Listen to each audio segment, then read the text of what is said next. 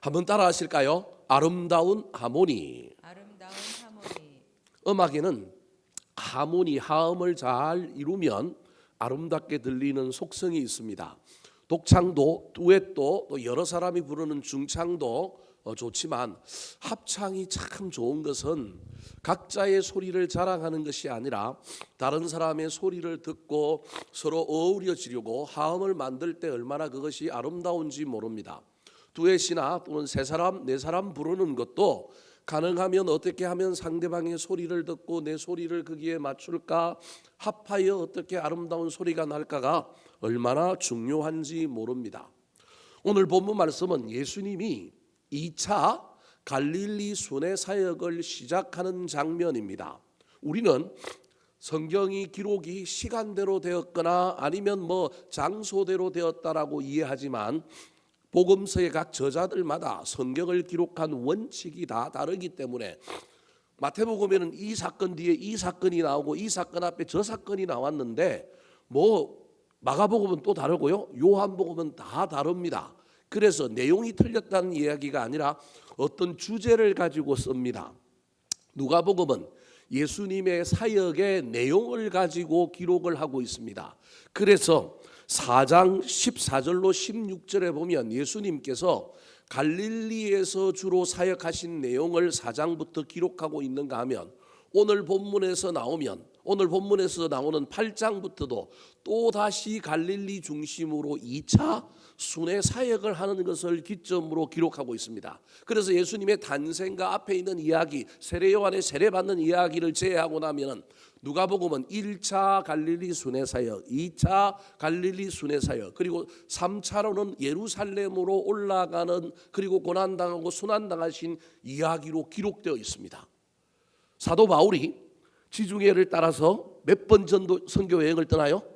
3번 선교 여행을 떠나는 것처럼 모티브가 예수님이 어떤 사역을 하는데 그 사역의 패러다임을 3기로 구분해서 기록하고 있는 성경이 무슨 성경이냐 하면 누가복음이라고 할 수 있습니다. 앞에 한번 다시 보여주실까요? 1차와 2차를 구분하는 것은 1차는 해당 중심의 사역입니다. 2차는 해당에 들어가지 않습니다. 오늘 본문부터 보면 예수님이 해당에 들어갔던 이야기가 누가복음에는 거의 없습니다. 우리는 다 예수님이 해당에 들어가서 귀신도 쫓아내고 병든 자도 고치는 것으로 이해했지만 누가복음은 철저하게 이걸 구분합니다. 1차는 다르게 좀 이야기하면 좀 이런 오해를 살 수 있지만 유대교를 공격하고 유대교에서 개종하게 만들고 유대교가 틀렸다, 특별히 유대교 지도자들이 잘못됐다라는 걸 가르치기 위하여 유대교의 본산이라고 할 수 있는 해당에 들어가서 진짜 하나님의 말씀, 진짜 복음을 전하는 일들을 하는 것이 바로 1차 갈릴리 사역입니다. 그때는 주로 무엇을 행하느냐 하면 권능을 많이 행합니다. 2차 사역에 권능이 없는 것은 아닙니다. 그럼에도 불구하고 그때는 권능을 행하는 일들을 통하여 예수가 메시아다, 유대교가 가짜다, 유대교의 지도자들이 잘못되었다라고 하는 것을 알려줍니다. 그런데 이렇게 하고 나니 처음에는 유대교 지도자들도 조사단을 보내고 유익 있게 보고 찾아와서 만나고, 유대교 지도자들 중에 우리가 아는 것처럼 시몬이라고 하는 사람은 개종하고 이러는 것처럼 놀라운 변화도 있었지만 그 변화 이외에는 또 무엇도 있느냐 하면 반대도 일어나기 시작한 겁니다. 그래서 예수님에 대하여 적대적이고 예수님을 잡아 죽이려고 하는 이야기가 시작되면서 이제 예수님의 사역의 방향이 바뀝니다. 어디로 바뀌느냐 하면 해당을 이제 안 갑니다. 그리고 이목이 쏠리고 많은 여론과 지지자들이 오므로 말미암아 장소도 비좁을 뿐만 아니라 해당은 대규모 사람들이 들어가는 곳이 아닙니다. 그래서 예수님의 사역이 이제는 어디로 바뀌느냐 하면 야외로 바뀝니다. 산, 들, 바다. 그리고 그때부터는 회중 중심의 사역도 하지만 이제는 예수님의 제자들과 소수의 열심 있는 사람들을 위한 제자훈련 중심으로 사역의 내용이 바뀝니다. 오늘 그 제자훈련의 사역이 시작되는 이야기와 함께 오늘 본문 뒤에 뭐가 나오느냐 하면 4가지 밭이 나오는데 이건 일반 사람들 들으라고 하는 이야기가 아니라 누구에 대한 이야기냐 하면 제자들에 대한 이야기입니다. 다르게 얘기하면 예수를 따라도 무슨 밭이 있다고요? 길밭이 있고요. 예수를 따라도 무슨 밭이 있다고요? 돌짝밭이 있고 예수를 따라도 무슨 밭이 있다고요?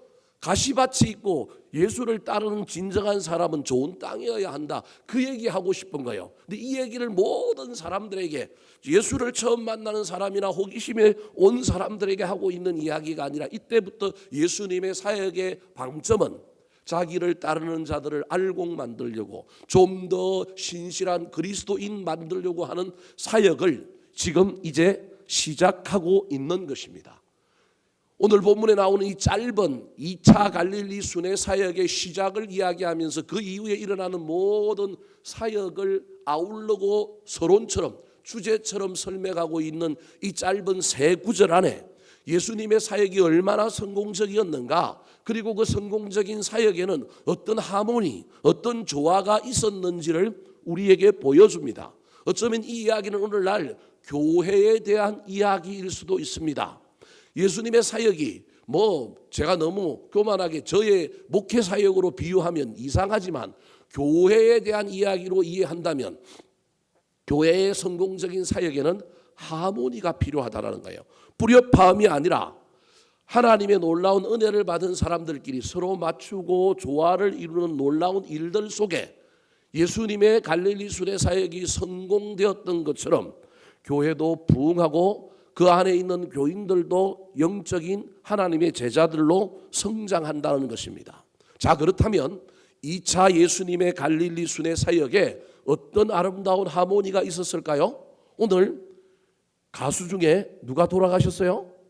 예, 우리 송대관 형님이 해뜰날을 부르던 송대관 씨가 돌아갔습니다. 송대관 씨가 불렀던 노래 중에 최근도 아니죠, 한 15년 이상 됐으니까 나온 노래 중에 네 박자라고 하는 노래가 있습니다. 저는 오늘 성공적인 이 예수님의 사역에 네 박자가 있었다고 여러분에게 소개하려고 합니다. 첫 번째가 무엇이냐? 따라 하시겠습니다. 지칠 줄 모르는 사역 열정. 지칠 줄 모르는 사역 열정. 누구에게 있었던 거냐 하면 지도자인 예수님에게 있었던 사역의 아름다운 내용이었습니다. 자, 1절 말씀 같이 한번 읽어볼까요? 시작. 그 후에 예수께서 각 성과 마을에 두루 다니시고. 예, 거기까지요. 예수님의 2차 갈릴리 순회 사역의 첫 번째 성공 여인은 두루 다니는 사람이 있었습니다. 가리지 않고 각 성과 마을에 두루 다녔습니다. 차별하지 않고 두루 다니는 예수님의 열정, 사역에 대한 열정, 지도자에 대한 열정이 아름다운 성공을 만들었다, 그런 말입니다. 이 이야기에 궁극적인 최종 적용은 저에게 있습니다. 제가 예수님이다 그런 얘기가 아니라 우리 교회의 지도자로 세워졌으니 저는 누굴 닮아야 되느냐 하면 예수님을 닮아야 됩니다. 그래서 이 본문을 설교하면서 이 본문을 읽을 때마다 하나님, 나도 예수님 닮게 해주셔서 예수님에게 있는 이 열정을 나에게도 주시옵소서. 두루 다니는 사람에게 도와주시옵소서. 나이가 들면 어쩔 수 없이 육신의 나이가 들면 조금씩 무디어지고 조금씩 식어가지만 목소리도 작아지지 않게 하여 주시고 템포도 느려지지 않게 하여 주시고 말 많이 하지 않지만 열정은 사라지지 않게 해 주십시오. 할 수만 있다면 교회에 대한 열정, 사역에 대한 열정 식어지지 않았으면 좋겠습니다. 늘 기도합니다. 여러분도 저를 위하여 기도해 주시기 바랍니다. 이 열정이 식어버리면 저는 은퇴해야 된다고 생각합니다. 열정 없는 지도자는요, 물론 열정이 너무 지나치고 열정이 정비가 되지 않아서 열정이 잘 만들어지지 않아서 문제이기도 하지만 그것보다 더 큰 문제는 뭐가 없는 거라고요? 열정과 열심이 없는 것입니다. 저에게만 적용되는 이야기일까요? 아닙니다. 교회 안에 있는 모든 일꾼들에게 있어야 할 것이 열정과 열심입니다. 어떤 교회에 가보면 이 교회가 다이나믹으로 가득 차 있느냐, 열정으로 가득 차 있느냐, 그렇지 않고 그냥 시들어가고 있는가? 시들어가는 교회가 있습니다. 그럭저럭 유지만 하고 있는 교회도 있습니다. 그런데 어떤 교회에 가면 에너지가 가득합니다. 방향이 조금 틀릴 수도 있고요, 뭔가 좀 거칠 수도 있지만 에너지가 가득한 교회가 있는가 하면 하시오, 한번 해보세요. 그럭저럭 그냥 이렇게 쳐다보고 있는 교회들이 얼마나 많은지 모릅니다. 특별히 교회가 안 되는 시대에 시대의 어려움 속에 수많은 교회들이 점차 뭘 잃어가고 있느냐 하면 하고자 하는 열정, 해보고자 하는 열정, 기대하는 열정들이 다 사라져 가고 있습니다. 사랑하는 성도 여러분, 저와 여러분에게 이 열정이 식어지지 말았으면 좋겠습니다. 제가 이 열정을 더 가지려고 애를 쓰겠습니다. 여러분들도 할 수만 있다면 나에게 맡겨진 일 앞에 내가 때우고 있지는 않은가, 내가 소홀히 하고 있지는 않은가, 구경꾼은 아닌가 할 수만 있다면 저와 여러분이 다시금 열정을 가졌으면 좋겠습니다. 남과 비교하지 마시고 옛날에 나랑 비교하면 됩니다. 딴 사람하고 절대 비교하지 마십시오. 옛날에 나와 비교해보면 됩니다. 다른 사람 비교할 필요 없습니다. 누구와 비교해야 되느냐 하면 나하고 비교해보면 됩니다. 그래서 저와 여러분이 다시금 열정을 붙들어야 합니다. 열심과 열정을 이기지 못하는 것이 재능과 실력입니다. 제가 어떤 운동하시는 후배 목사님 만나서 야 어떻게 하면 살 빼야 되나 그랬더니 목사님 운동은 절대 음식을 이기지 못합니다 그러더라고요. 그 말에 제가 충격을 받았습니다. 아무리 열심히 운동해도 뭘 못 이긴다고요? 음식을 못 이긴대요. 그래서 야 그 말이 맞다. 내가 음식을 좀 줄여야 되는데 이거 어떻게 해야 될까 고민이라.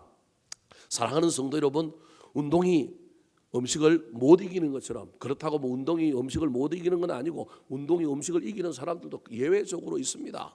그럼에도 불구하고 그게 얼마나 힘듭니까? 일반 사람들은 이 운동이 음식을 이기기가 쉽지 않단 말이에요. 마찬가지로 재능이 뛰어나고 은사가 많은 사람들이 사역 잘하기도 하지만 우리 주님은요 어떤 자를 쓰시느냐 하면 실력 있는 사람, 은사 있는 사람, 잘난 놈을 쓰는 것이 아니라 누굴 써요?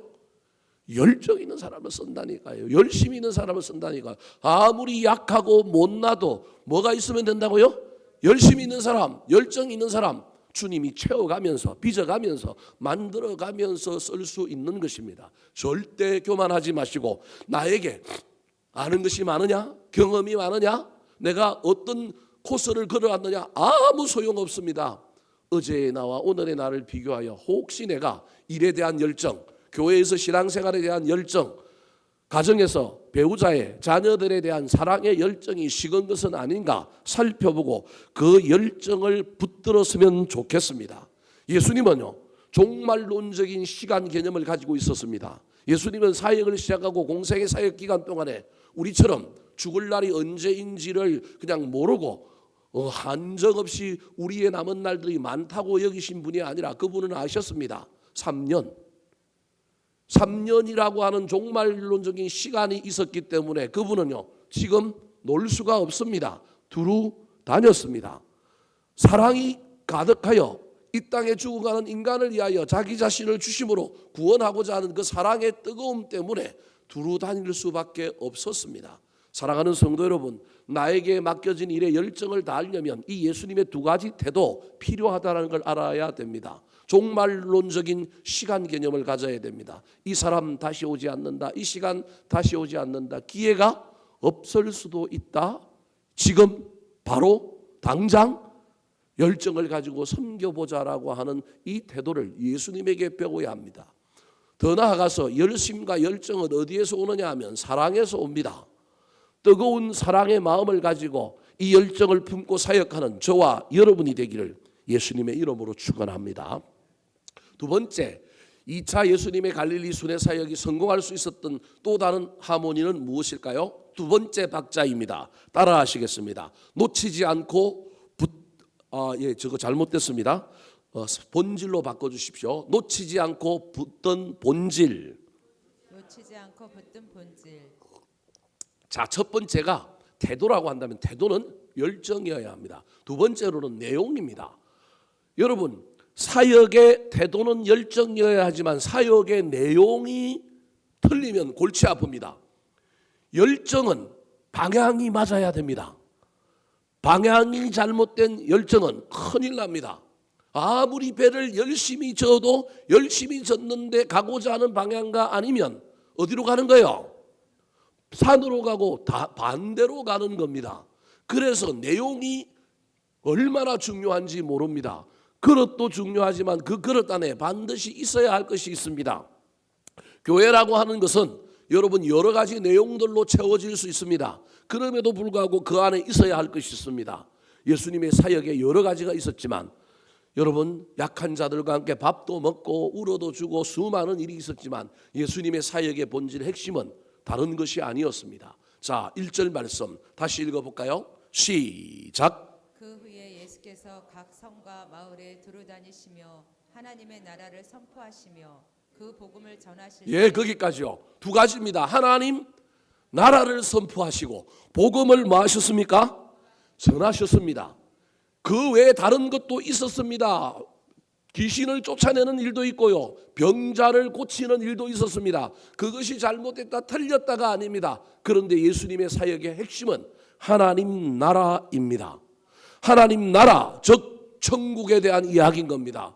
더 나아가서 복음, 즉 사람이 구원받는 일, 다르게 얘기하면 전도와 선교를 붙들고 있었습니다. 하나님 나라를 선포하는 이야기 속에는 하나님 나라가 천국인데 천국은 예배로 이야기하기 때문에 예배와 선교와 전도의 핵심을 붙들고 있는 것입니다.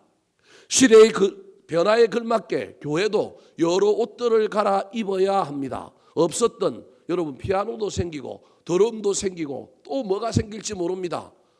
10년, 15년 전만 해도 전광판 있었습니까? 없었습니다. 생길 겁니다. 교회 안에 다양한 변화들이 나타나게 될 겁니다.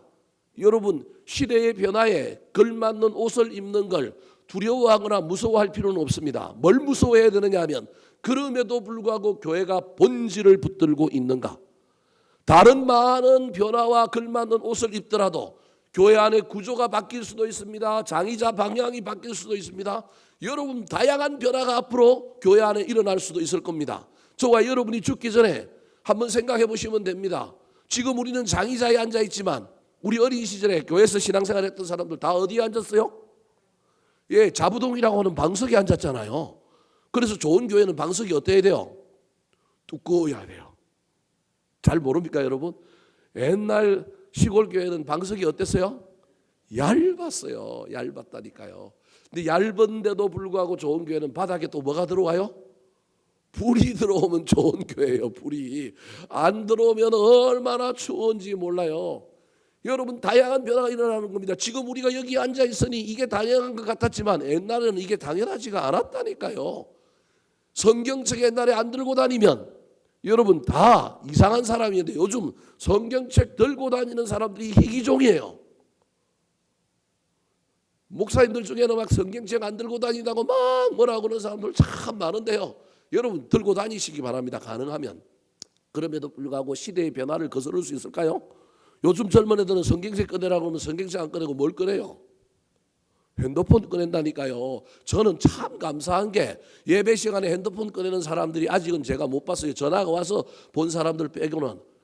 요즘 목사님들을 만나면 하두가 그겁니다. 내가 예화를 잘못 언급하거나 성경 구절을 잘못 언급하면 그 자리에서 앉아가지고 핸드폰 꺼내갖고 뭐하는 교인들이 있다고요? 찾아서 검색하고 확인하고 예배 딱 끝나고 나면 카톡이 온대요. 설교 중에 몇 분에 했던 이야기 중에 이 성경 구절 언급은 뭐였습니다? 틀렸습니다. 여러분 저를 좀 잘 이해해 주시고 제가 간혹 틀리더라도 용서해 주시기 바랍니다. 틀렸습니다. 예화 중에 인터넷에서 떠도는 예화를 함부로 이야기하면 또 그 예화가 떠도는 것이 다 옳은 게 아니잖아요.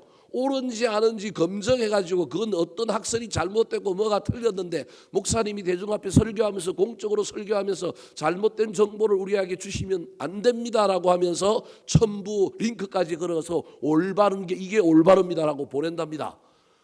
여러분 그걸 뭐라고 그럴 수 없습니다. 목사들이 고도로 이제는 좀 더 좋은 정보, 거짓 정보가 아닌 좋은 것을 하려고 애를 써야 합니다. 할 수만 있다면 해야 합니다. 예화도요. 떠도는 예화하면요 딱 검색해보고 딱 압니다. 그래서 가능하면 저는 떠도는 예화가 아니라 제 경험이나 제 주변에 있는 이야기를 하려고 애를 씁니다. 보는 시각에 따라서 다 다를 수 있지만 시대가 이렇게 변하고 있는 것은 사실입니다. 그래서 그 시대의 변화는 그것을 무조건 나쁘다 틀렸다 막 옳다고 무조건 이야기할 수도 없지만 틀렸다라고 이야기하고 막 그걸 막으려고 장강의 물길을 막으려고 할 수도 없습니다. 버텨보고 때로는 막아도 보지만 때로는 그렇게 넘어가는 길에 또 따라갈 필요도 있습니다. 따라간다고 틀린 것도 아니고 막는다고 잘못된 것도 아닙니다. 그럼에도 불구하고 저와 여러분이 반드시 기억해야 됩니다. 교회가 2000년 역사가 흘러서 여기까지 왔는데 그때의 교회나 지금의 교회가 여전히 붙들어야 할 것은 교회는 영혼을 구원하는 곳이어야 합니다. 교회는 하나님께 예배하는 곳이어야 합니다.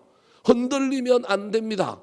올 한 해 우리 교회 예배가 더욱더 튼튼해지고 예배가 건강해지도록 기도하시고 그 예배를 만들어가는 저와 여러분이 되었으면 좋겠습니다. 우리 교회 예배가 얼마나 살아있느냐, 얼마나 강력하냐 중요합니다. 이게 교회의 본질이기 때문에 그렇습니다. 어떻게 하면 우리 교회가 올해에도 작년에 이어서 어떻게 하면 영혼을 구원하고 조금이라도 사람들이 오게 만들까?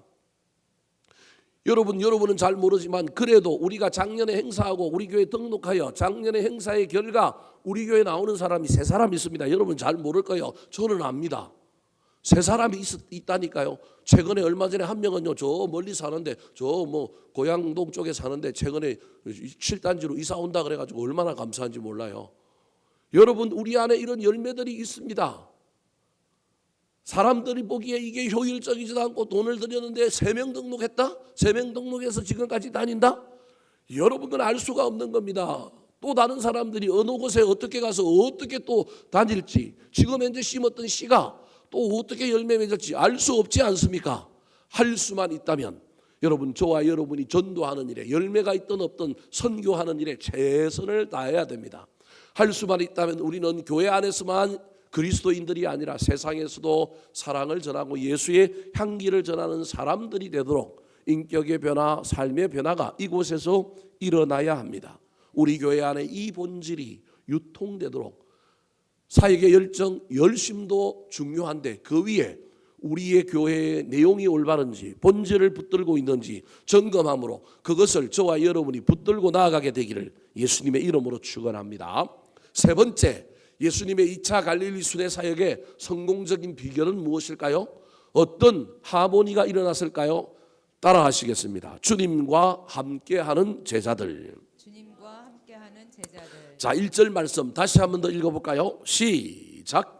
그 후에 예수께서 각 성과 마을에 두루다니시며 하나님의 나라를 선포하시며 그 복음을 전하실세 12 제자가 함께하였고. 12 제자가 뭐 했다고요? 함께하였다. 이게 무슨 성공의 요인입니까? 예수님 따라다니는 제자들 당연한 것 아닌가라고 이해할 수 있지만 여러분, 함께하였다라고 하는 이 말은 단순히 시공간 안에 있었다라고 하는 의미가 아닙니다. 여러분, 이건 목격자가 되는 겁니다. 체험자가 되는 겁니다. 다음 세대가 만들어질 겁니다. 이게 얼마나 중요한지 모릅니다. 백지장도 뭐 하면 낫다고요? 맞들면, 양쪽에서 들면, 종이 작은 백지장도 들면 낫습니다. 보고 듣고 체험함으로 말미암아 단절되지 않고 다음 세대가 만들어지는 것. 예수님이 병자를 고치시고 예수님이 말씀을 전하는 것, 여러분 제자들이 보고 있습니다. 그런데 이 제자들이 다 어떤 사람들이에요? 별 볼 일 없는 사람들이에요. 세상적으로 보면 별 볼 일 없는 사람, 연약한 자들이라니까요. 고기 잡는 사람이고 이 중에 인텔리는 제가 보기엔 한 서너 사람밖에 없습니다. 나가나엘, 빌립, 가론 유다, 그 다음에 세속적으로는 그래도 좀 어떤 의미에서 관료가 된 사람이니까 세리 마태, 이런 정도만이 세상의 관점에서 보면 뭐 표현이 좀 이상하지만 조선시대 사대부를 비롯하여 뭐 상중하 계급을 나눈다고 한다면 중인 정도에 해당되는 사람들이 제가 보기엔 그 정도밖에 없습니다. 상류층에 해당되는 예수님의 제자가 없습니다. 돈 많이 벌어서 중류층에서 아들들 상류층으로 보내고 싶은 사람들이 세베대라고 하는 사람인데 이 사람의 아들들이 야고보와 요한인데 돈 갖고 밀어서 서울로 보내려고 그랬는데 아들들이 안 간 사람 중에 하나가 야고보와 요한일 가능성이 많습니다. 그러니까 예수님의 제자들은요, 전부 따지고 보면 세상에서 조금 소외된 사람 그렇게까지 표현할 수는 없지만 좀 약한 자들, 연약한 자들입니다. 연약해도 좋습니다. 여러분, 함께 보면 됩니다. 함께 체험하면 우리 하나님이 놀라운 일을 만들어가는 겁니다. 예수님의 입장에서도 사역하는데 좀 똑똑한 놈들, 좀 괜찮은 놈들 있었으면 얼마나 좋을까요? 근데 하나님의 나라의 법칙은 그렇지 않습니다. 좋은 놈, 괜찮은 놈 나중에 뒤통수 치고 도망가고요. 나중에 여러분 반역자가 되고요. 나중에 훨씬 더 뒤에서 어려운 일을 만드는 사람이 됩니다. 예수님의 사역에 아무것도 아닌 것 같지만 뭐 하는 사람이 있었다고요? 함께하는 사람이 있었다. 이 말은 구경자가 아니라는 거예요. 비판자가 아니라는 거예요. 보고 뭐 하고 있냐면 배우고 응원하는 사람이라는 거예요. 단순한 의미로 함께 있었다, 시공간 안에 있었다라고 하는 말이 아니라 그 속에서 보고 있는 거예요. 배우고 있는 거예요. 지금 우리 교회 안에 지도자들이 있지만 이 지도자들 밑에 다음 세대가 함께하고 있는가? 다음 리더십을 이어받을 사람들이 커가고 자라가고 있는가? 여러분, 저와 여러분이 이거 살펴봐야 합니다. 하나님의 놀라운 사역이 우리 교회 안에서 잘 이루어지려면 이 일들이 일어나야 됩니다. 우리 세 분의 장로님들 고민하셔야 됩니다. 뒤를 이어서 그 다음에 우리 교회의 지도자가 될 사람들이 어떤 사람들이 일어나야 할까? 그분들이 누굴 보고 배울까? 기억하셔야 됩니다. 이영기 목사가 은퇴하고 나면 다음에 누가 올까? 저도 고민해야 됩니다. 왜냐하면 이게 함께 하는 거거든요. 부목사 시절에 담임 목사와 함께 하면서 다 보고 배웁니다. 그런데 뭘 보고 배우느냐가 얼마나 중요한지 모릅니다. 제가 참 감사한 게 그래도 제가 목회를 배웠던 목사님들이 그래도 다 한국 교회 안에서 괜찮은 사람들, 큰 이름이 있지 않더라도 괜찮은 사람들이라서 제가 얼마나 감사한지 모릅니다. 제가 만약에 조금 성격적으로 인격적으로 이상한 목사 또는 사역의 본질과 관련하여 조금 격길로 갔던 목사들 밑에 있었다고 한다면 나는 어떤 목회를 했을까 생각할 때마다 늘 여러분 때로는 소스라치게 놀랄 때가 많습니다. 아, 하나님이 나를 좋은 교회에서 신앙생활을 하고 좋은 목회자를 만나고 좋은 영적인 서성들을 만나서 여기까지 오게 해주셨구나. 얼마나 감사한지 모릅니다. 그래서 제가 어느 날 어떤 목사님을 만났을 때 그 얘기했더니 또 그 목사님이 엉뚱한 이야기를 합니다. 그때 니들이 나와 함께 있어서 뭐 하다고요? 고맙다라고 이야기하는 겁니다. 아, 이게 참 좋은 거구나. 나는 그분을 쫓아가서 좋고 그분은 우리와 함께 있어서 좋은 거구나. 좋은 교회는 함께하는 사람들이 많은 교회입니다. 사랑하는 성도 여러분, 구경만 하는 사람, 뒤에서 뒷담화 까고 비판하는 사람들이 아니라 함께했으면 좋겠습니다. 보고 듣고 체험하고 비록 내가 연약하고 부족해서 깜냥도 안 된다고 생각하지만 예수님의 제자들이 훗날 성령 받고 어떻게 했습니까? 어떤 제자들은요 예수님보다 훨씬 더 뛰어나게 사역을 했다니까요. 예수님은 12명 만들었지만 어떤 제자는 나중에 얼마나 많은 사람들을 만들어요. 예수님은 5,000명 먹이기는 했지만 5,000명 세례는 못 줬다니까요. 그런데 베드로는 몇 명을 세례를 줘요? 3,000명도 세례를 주고 5,000명도 세례를 준다니까요. 놀라운 역사가 일어난 일들이 여러분 그렇게 연약해 보였던 사람들 그러나 함께 했던 사람들에게 일어나는 놀라운 역사인 겁니다. 제가 늙었을 때 훗날 우리 교회 안에 어린아이들 중에 누군가가 자라고 세상적으로나 또는 교회적으로나 이 아이들이 자라서 성장한 이후에 누군가가 나를 알아봐 준다면 얼마나 좋을까요? 그런 생각들을 많이 할 때가 있습니다. 야, 그때까지 우리 교회가 열심히 더 성장하고 부흥해야 될 텐데 우리 교회 안에서 수많은 아이들이 자라고 영적인 세대들이 일어나야 될 텐데 우리 교회 안에 젊은 집사들이 나중에 잘 자라서 또 교회 안에서 귀한 일들을 감당하고 또 우리 교회에서 신앙생활하는 동안에 세상에서도 큰 복을 받는 놀라운 일들이 일어났으면 좋겠다 그런 생각을 하고 있습니다. 사랑하는 성도 여러분, 할 수만 있다면 함께하는 사람 되시기 바랍니다. 구경하는 사람, 비판하는 사람, 뒤에 있는 사람이 아니라 함께함으로 말미암아 내가 부족해도 함께했던 그것 때문에 훗날 하나님이 나를 더 위대하게 사용해 주시는 놀라운 일들을 경험하게 되기를 예수님의 이름으로 축원합니다. 마지막입니다. 예수님의 2차 갈릴리 순회 사역이 성경적으로 끝날 수 있었던 이유는 무엇일까요? 어떤 하모니가 이루어졌을까요? 따라하시겠습니다. 은혜로 섬기는 여자들. 은혜로 섬기는 여자들. 예, 사람들이라 그랬는데요. 여자들이라고 바꾸겠습니다. 예수님과 함께한 제자들이 남자라고 한다면 여러분 예수님의 주변에는 제자들만 있었던 것이 아닙니다. 일부 선택된 어떠한 직분자들만 있는 것이 아니라 은혜로 섬기는 그 당시에 사람으로도 치지 않았던 누가 있었느냐 하면 여자들이 있었습니다. 자, 2절과 3절 말씀 같이 읽어볼까요? 시작. 또한 악귀를 쫓아내심과 병 고침을 받은 어떤 여자들 곧 7 귀신이 나간 자 막달라인이라 하는 마리아와 헤롯의 청지기 구사의 아내 요한나와 수산나와 다른 여러 여자가 함께하여 자기들의 소유로 그들을 섬기더라. 자, 여자들이라고 어떤 여자들하고 곧 이야기합니다. 그 여자들에 나오는 사람들을 일일이 이야기하는데 첫 번째가 일곱 귀신이 쫓겨난 막달라 마리아. 막달라는 동네 이름인 거예요. 막달라인 마리아. 그 다음에 또 하나가 3절에 보내 헤롯의 청지기 구사의 아내 요한나. 헤롯의 청지기라고 하는 것은요, 헤롯의 금고를 맡은 자, 다르게 얘기하면 오늘날 우리 치면 재정경제부 장관, 부총리, 지금 우리 최상목 대행이라고 하는 사람이 대행하고 있잖아요. 거기에 해당되는 사람이거나 아니면 청와대 경제수석에 해당되는 사람이 누구냐 하면 구사입니다. 구사. 근데 이 구사의 아내 요한나가 예수님을 따라다니는 여자가 된 거예요.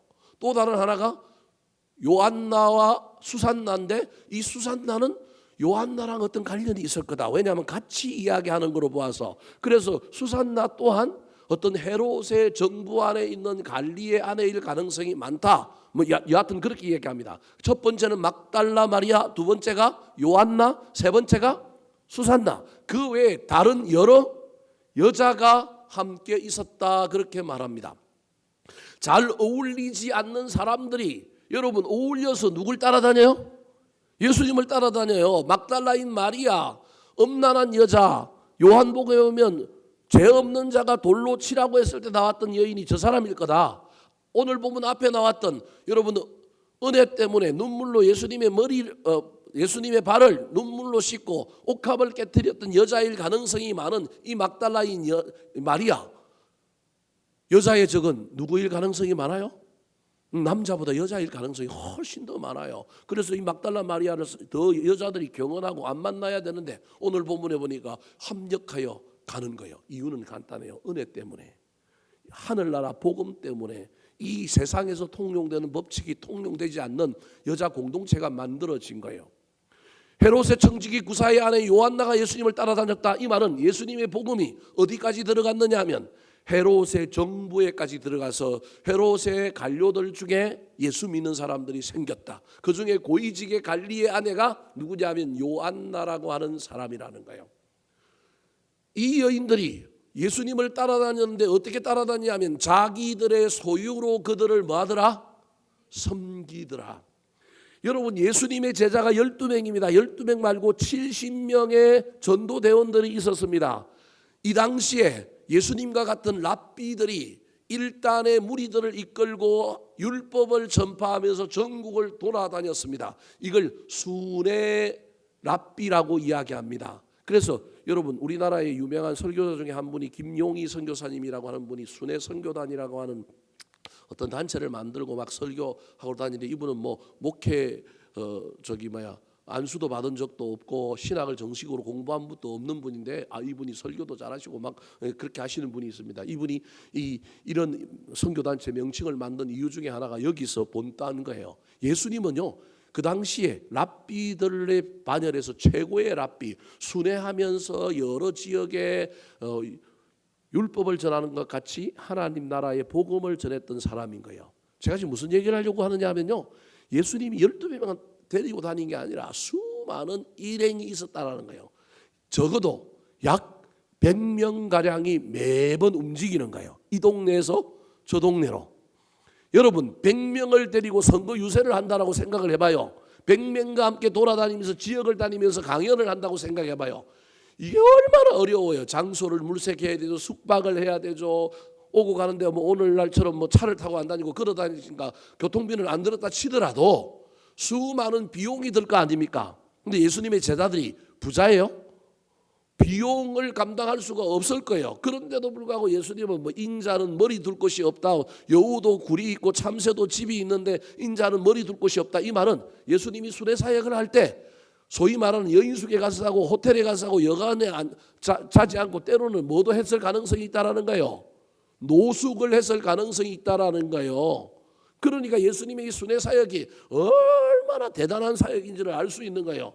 이게 돈 없이는 감당할 수 없는 사역인데 예수님은 돈 없이 하려고 애를 썼음에도 불구하고 많은 인원이 달아다니니까 재정이 필요한 거예요. 그때 재정을 댔던 사람들 초창기에 예수님의 사역에 제정을 됐던 사람들의 이야기가 저기 나오는 거예요.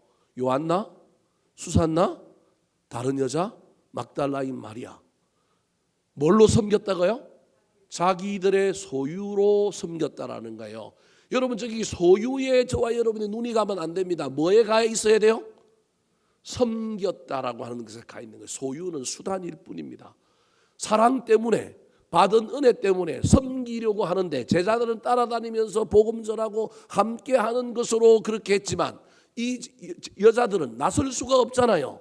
여자들이라고 하는 이 핸디캡이 그 당시에 뭘 할 수 없는데, 그들이 할 수 있는 건 밥 짓고 재정 충당하고 이런 일들을 한 거예요. 뭐 때문에?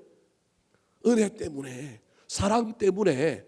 여러분, 이들의 은혜와 사랑이 얼마나 컸던지, 제자들은 다 도망갔는데 누가복음 24장 10절에 보면 저 명단, 3절에 나오는 명단이 누가복음 24장 10절에 안식구 첫날 예수님의 무덤가에 갔던 사람들의 명단이 나오는데, 거기에도 누가 있어요? 저 명단이 있어요. 십자가 밑에 예수님을 바라보고 있는 사람들의 명단이 나오는데, 거기에도 누가 있어요? 저 사람들이 있다니까요. 그러니까 이 사람들은요, 한결같은 사람이에요. 남자들은 다 뭐 했어요? 다 예수님을 버릴지라도 나는 안 버리시겠습니다. 죽을지라도 나는 주를 따르겠습니다. 이랬던 사람들 다 어떻게 돼버렸어요? 도망갔는데요, 여자들이 따라다닌 거예요. 여러분, 이 이스라엘 사람들과 정서가 비슷한 사람이 한국 사람들이에요. 특별히 한국 여자들이에요. 우리나라 교회가 여기까지 오게 된 이유는요, 죄송합니다 장로님들, 아무리 남자들이 뭐 공로가 크다 그래도 한국 교회 발전의 역사에는 누가 있는가요? 여자들이 있는 거예요. 여자들이. 한국 교회 역사만 해도요, 한국 교회 역사, 한국 교회가 유교 문화 속에 있었기 때문에 1900년, 1905년, 1910년 이때부터 한국 교회가 급속도로 발전했는데요. 여러분, 설교는 또 누가 해야 된다고요? 남자가 해야 된다고 그래서 선교사님들이 설교하는데요, 교회를 세워놨는데 설교자들이 없어서 선교사들이 어떻게 해요? 순회를 하는 거예요. 이게 순회하는 것이 성경에 나오니까 사도 바울처럼 선교사님들이 순회하는 거예요. 9시 이 동네, 저 동네는 10시, 이 동네는 11시, 12시, 뭐 2시, 3시, 4시까지 이렇게 해서 쭉 순회를 하는 거예요. 순회를 하다가 더 이상 교회는 늘어나는데 선교사님이 안 되니까 그 교회 안에 지도자를 세우는 거예요. 그때 세운 지도자를 뭐라고 그러냐면 조사라 그랬어요. 조사. 그래서 각 교회마다 뭘 세우느냐면 조사를 세우는 거예요. 할아버지 조자에 목사 사자를 써가지고 할아버지와 같은 사람, 정식으로 신학 공부를 하거나 인준하지 않았는데 선교사님이 세운 거예요. 오늘 아침 전도사지만 전도사도 아니에요. 조사라고 하는 거예요. 그래서 여러분, 길을 가다가 또는 뭐가 늦어지거나 그래서 선교사님이 그 시간 안에 못 오면 누가 설교하는 거예요? 조사가 설교하는 거예요. 땜빵인 거예요. 그래서 이 조사는 늘 설교를 한두 편 딱 준비해오고 있는 거예요. 여러분, 이현우 목사한테 제가 맨날 너 새벽에 내 안 나오면 너 설교해야 된다. 그리고 막 앉혀놨어요. 그리고 제가 연락도 없이 안 나와요. 아니, 하라고 그래서 준비해서 하는 거하고 막 시도 때도 없이 결석을 해갖고 하는 건 스트레스 받을까요? 안 받을까요? 얼마나 스트레스 받을까? 이거 올라가야 될까 말아야 될까? 이거 해야 될까 말아야 될까? 오늘 오나 안 오나? 아마 목이 빠져갖고 저 뒷문만 쳐다보는 것만 매일 쳐다보고 있을 거예요. 얼마나 스트레스 받을까요? 그래서 조사들이요, 중간에 하다가 다 뭐 해버립니까? 그만둬버리는 조사들이 많았어요. 이게 한국교회사라고 하는 이야기에 나오는 이야기예요. 한국교회사의 조사들이 못하겠다라는 거예요. 무슨 날 설교해라 그러면 딱 좋겠는데 이게 선교사님이 올지 안 올지 모르는 거예요. 그때 짜잔 하고 나타난 사람이 있는데 그게 누구예요? 여자들이에요. 여자들 중에 설교까지는 아니더라도 나가서 찬송하고 그 예배를 이어받았던 교회 안에 수많은 사람들이 나타난 거예요. 이것 때문에 다른 교회에 없는 한국 교회에 무슨 제도가 생긴 거예요? 권사가 생긴 거예요. 권사가. 훗날 생긴 제도지만 이게 한국 교회 안에 조사에 연연하는 여자들의 어떤 역할이 있었기 때문에 세상 어디에 가도 권사라고 하는 직분이 교회 안에 있어요, 없어요? 없어요. 어디에만 있느냐? 한국 교회가 있는데 한국 교회가 권사라고 하는 직분을 만들었던 이유가 조사를 대신하는 여자들이 한국 교회 안에 나오기 시작한 거예요. 유교 전통에는 절대 인정할 수 없죠. 어떻게 여자들이 앞에 나가서 그래요? 옛날에는 그럼 암탉이 울면 뭐가 망한다고요? 집안이 망한다 그랬잖아요. 그래서 막 이걸 했는데 한국 교회가 그걸 깬 거예요. 한국 교회는 여자들로 말미암아 여기까지 부흥했고요. 오늘날 아무리 좋은 교회를 가도요, 남녀 비율이 여자가 많지 남자가 많은 교회가 그렇게 많지가 않습니다. 한두 교회가 남자들이 많은 교회가 간혹 있긴 해요. 그러나 대부분의 교회는요, 전부 여자들이 많습니다. 작년도 우리 교단의 통계에 의하면 한국 우리 교단 교회의 남녀 비율은요, 여러분 60.1 대 39.9인가 그래요. 6대 4인 거예요. 우리 교단은 그래도 참 괜찮은 편이에요. 교회 안에 여자 6명 있고 남자 몇 명 있는 거예요? 4명 있는 거예요. 우리 교회는 어떨까요? 우리 교회는 7대 3입니다. 우리 교회는 여자들이 더 많아요. 감사해요. 참 감사한데 남자들이 좀 더 많아졌으면 좋겠어요. 사랑하는 성도 여러분, 중요한 건 남자냐 여자냐가 중요한 게 아니라 누구든지 간에 뭘 잃어버리지 않는 것이 좋은 거라고요? 은혜를 잃어버리지 않는 거예요. 그 은혜가 섬기게 만들었고 섬기는 수단들이 재물이었던 것뿐이에요. 막달라 마리아는 고쳐주신 것 때문에 자기가 벌었던 돈, 자기가 가지고 있는 돈을 몰빵한 거고요. 구사의 아내는 고위관리로 재정에 여유가 있으니 먹고 사는 문제에 매달리지 않아도 되니 그걸 가지고 뭐 하는 거예요? 예수님을 따라 섬긴 거예요. 제가 지금 돈의 이야기를 하고 있는 것이 아닙니다. 교회 안에 섬김은 철저히 뭐로 해야 된다고요? 은혜로 해야 된다니까요. 은혜로 섬기는 사람들이 나와야 됩니다. 그 은혜로 섬기는 수단은 다양할 수 있습니다. 다양하게 내가 가진 은사로 다양하게 섬기면 됩니다. 그래서 교회 안에는 섬기는 사람이 있어야 될 뿐만 아니라 그 섬김의 원천이 뭐여야 되느냐 하면 은혜입니다. 나에게 베풀어 주신 은혜 때문에 이 일을 해야 되는 거예요. 은혜로 하지 않으면 어떤 일이 생길까요?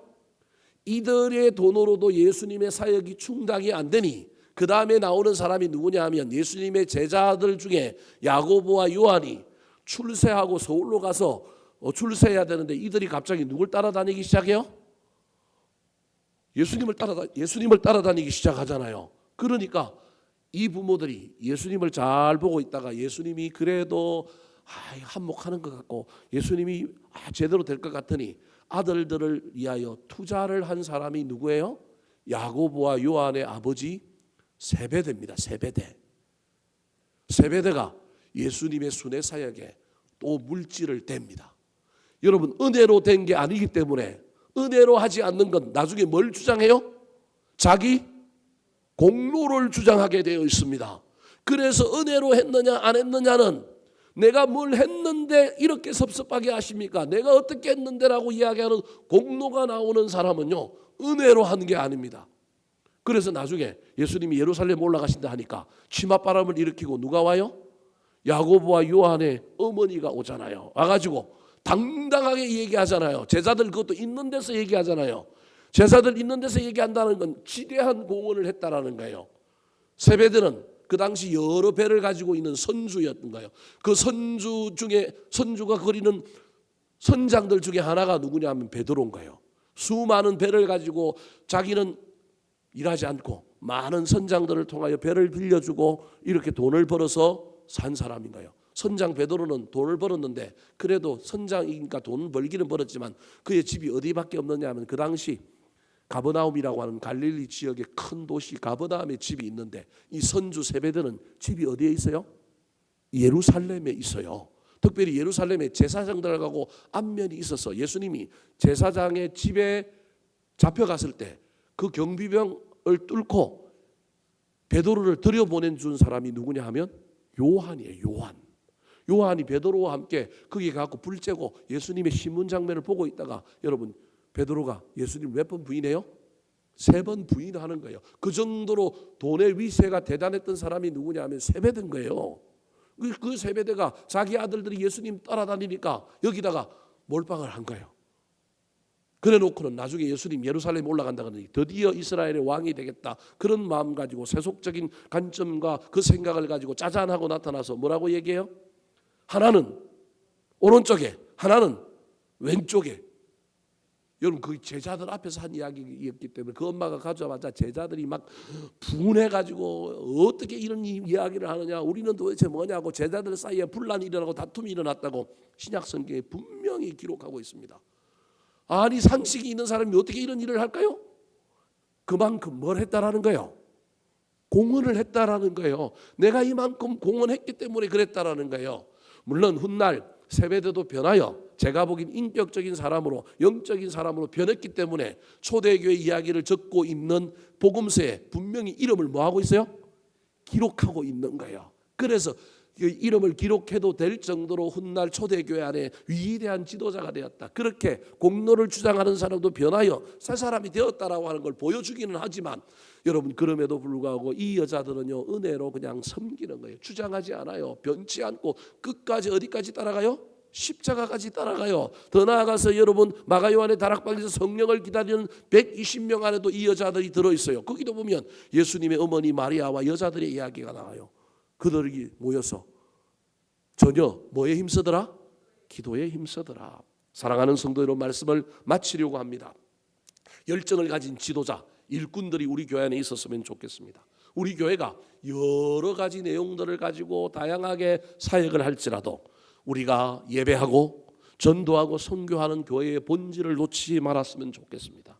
다음 세대가 일어나고 또 여러분 구경꾼이나 비판자가 아니라 함께하는 사람들이 나타나서 부족해도 보고 배우는 가운데 하나님이 능력 주시어서 또 다르게 많은 일들을 감당하는 사람들이 일어났으면 좋겠고, 받은 은혜 때문에 남과 상관없이 조용히 그 은혜를 가지고 여러 모양으로 섬기는 사람들이 우리 교회 안에 많아지게 되기를 우리 구주 예수 그리스도의 이름으로 축원합니다. 한번 따라 하실까요? 아름다운 하모니, 지칠 줄 모르는 사역 열정, 놓치지 않고 붙든 본질, 주님과 함께하는 제자들, 은혜로 섬기는 여자들.